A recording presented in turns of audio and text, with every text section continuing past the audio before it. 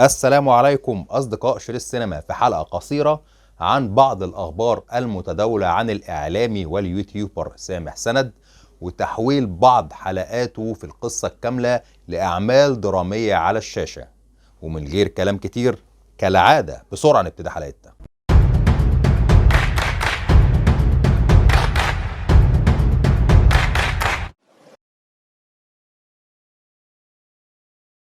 من حوالي سنة أعلن المخرج والمنتج مجدي الهواري عن تعاقده مع الإعلامي سامح سند لتحويل بعض حلقات برنامج على اليوتيوب القصة الكاملة لأعمال درامية، واللي يعتبر واحد من أفضل البرامج على اليوتيوب اللي بيتكلم عن الجرائم الحقيقية والموثقة. وبالفعل تم التعاقد مبدئيا على 10 قصص، هيكون لكل قصة منها مؤلف ومنتج يعتبروا من أتقل المؤلفين والمخرجين على الساحة الدرامية حاليا. عندنا من المؤلفين مثلا هاني سرحان ومحمد سليمان عبد المالك، وكمان عمرو سمير عاطف وإنجي علاء ومحمد صلاح العزب وغيرهم. وكل اسم من اللي قلناهم دول له أعمال كتير جدا في منتهى الجمال والإثارة، وكمان أسندوا الأعمال دي لمخرجين يعتبروا فعلا على أعلى مستوى، من ضمنهم أحمد نادر جلال وهادي الباجوري وخالد مرعي وإسلام خيري وكمان شادي الفخراني، وكمان أكتر من مخرج يقدروا يطلعوا لنا العمل ده في أفضل صورة ممكنة. وبالفعل زي ما قلنا تم التعاقد على 10 قصص مبدئيا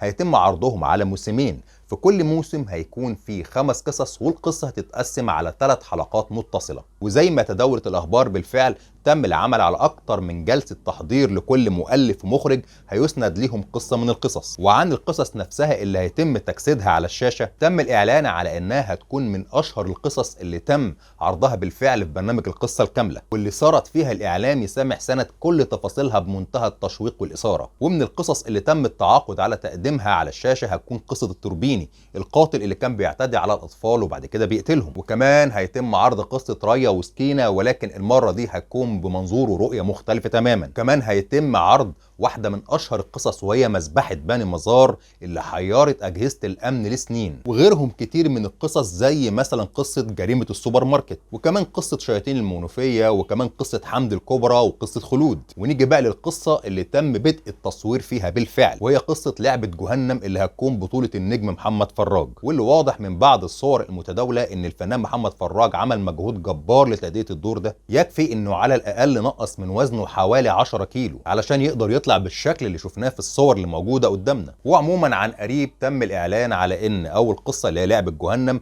هيتم عرضها قريبا علشان نقدر نشوف الموضوع بشكل كامل ونحكم عليه ان شاء الله. وبكده تكون خلصت حلقتنا القصيره، وارجو لو الحلقه عجبتكم يا ريت ما تنسوش انكم تشتركوا في القناه، ويا ريت كمان ما تنسوش انكم تشتركوا في صفحتنا على الفيسبوك، هتلاقوا اللينك بتاعها موجود اسفل خانه الوصف.